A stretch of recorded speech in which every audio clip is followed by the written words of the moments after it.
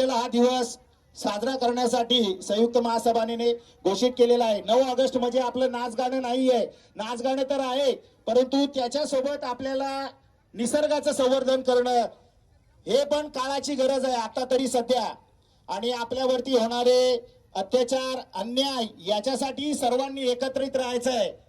वेळोवेळी पावलोपावली इतर जे राजकीय लोक असतात, सामाजिक लोक असतात, ते मदत करत असतात, परंतु आपल्याला आपल्या समाजावरती होणारा अन्याय अत्याचार हे आपणच जाणू शकतो, कारण आपल्या घरामध्ये काय शिस्त आहे हा दुसरा नाही सांगू शकत।